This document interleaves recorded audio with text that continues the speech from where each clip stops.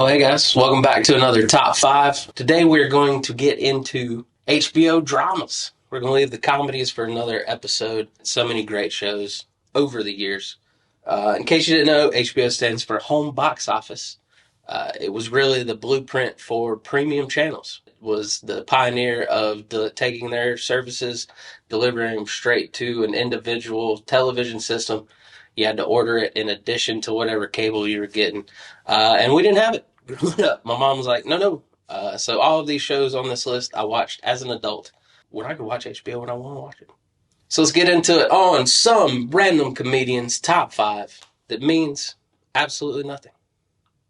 Good old HBO or HBO Go or HBO Max. Now it's just Max.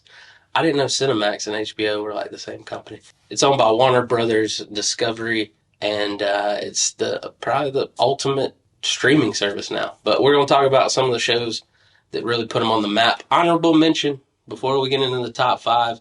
It's Band of Brothers. The only reason it's an honorable mention is because it's a mini-series. I felt like it was kind of cheating a little bit. But those 10 episodes are some of the best episodes I've ever watched on TV. So Band of Brothers, if you're due for a good cry, check it out. Let's get into the countdown. Number 5, it is Game of Thrones. Now, I know what you're saying. Yes, it had its problems. Long wait times between seasons, a rushed last season, too many scenes being too dark to even see on TV, Starbucks cup. So a lot of problems. Not a lot of people happy with the way it ended. I think, according to the storyline, it made sense how it ended, but it definitely could have taken a while to get there. Didn't have to rush it all in the last 4 episodes. But Jon Snow is that hero you love because everybody else that you pulled for died at some point along the show. So that's why it's not higher up the list. Game of Thrones, number 5. Kudos to it, though, for getting me into dragons or whatever medieval time, sorcery, wizards, because I've never been into that stuff before. I've legit fallen asleep 3 times trying to watch Lord of the Rings. Moving along with the list, number 4, it is Deadwood. Everyone loves a good Western. The show is about 1870s South Dakota that was pretty much a lawless town. It was annexed from South Dakota.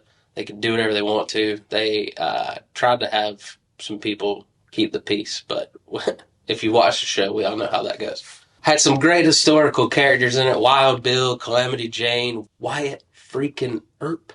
Show was great. I love Western history, all that stuff. Gunslingers, Gold Rush, all that good stuff. Seth Bullock, probably the second best Timothy Olyphant character behind old Raylan Gibbons from Justified. So he made that show for me. I loved his character. You were kind of pulling for him, even though he was an idiot sometimes.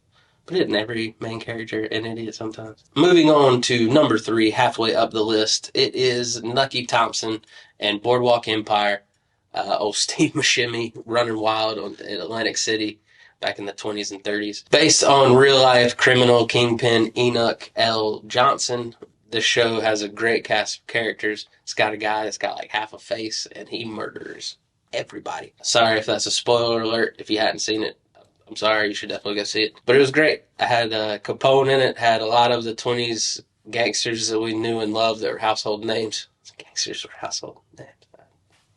And plus, the little cherry on top, Michael Shannon as Nelson, or I think his name was George later on. His story arc is incredible. Just must-see TV. He makes a show. Boardwalk Empire, number 3. Number 2, top 2. I know some of y'all are starting to get where we're at here. Number 2, it is The Wire. Now, I know you know at least 5 people in your life that have asked you, have you seen The Wire? But legit, if you haven't seen The Wire, go see it. It's based in Baltimore. It shows behind the scenes of cops and drug dealers and burner phones and how RICO really came to be used in this country. It shows every level to it. It shows the cop side, the drug dealer side, the traffickers in season 2, the papers and the media and how they mix in with all of this. And then the school system. It just has so many layers to a show that I didn't think I would be a person that ever said this show has layers before, but here I am. This show made me do it. It was the first show that I can really remember that showed you the why behind the criminals. It didn't just condemn the criminal, it showed why are they doing the things they're doing. the systems in place and how they fail people that they're supposed to protect, and these people and their only options. And it's just a great show. Not a wholesome show, not a feel-good show, but an eye-opening show. And compared to most HBO shows, it had amazing series finale. Everyone took their natural order in place. How Omar died, like, oh, just a great show. Number 2, The Wire. So that leaves us with the number 1 spot, the champ. It is The Sopranos. Come on, from 99 to 2007. We all tuned in and were captivated. You didn't know who was going to make it out of the season. You didn't know who was going to make it out of the episode you were watching. A lot of twists and turns, a lot of family drama, a lot of work-life balance issues, if you ask me. But each episode, you loved Tony Soprano a little bit more, and you kind of hated him a little bit more, too. It's kind of weird, a show that showed you a mafia boss that was like a family, like his family time, you know? So, really good show. I know you hated, we just talked about The Wire. It was a great series finale. This one was a little questionable. Fade to Black. I didn't know you could just put that at the end of a television show that won 21 Emmys and 5 Golden Globes. But hey, you know, you do what you do.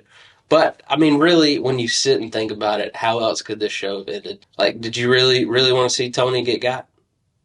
Did you? I didn't. However you feel about Sopranos, one of the greatest shows of all time, and my choice for the best HBO drama of all time. So that's it. That's my top 5. Let me know your top 5 in the comments. Like, share, comment, subscribe. You know the drill by now. Keep dropping those suggestions for the top 5s you want to see next. We'll see you next time.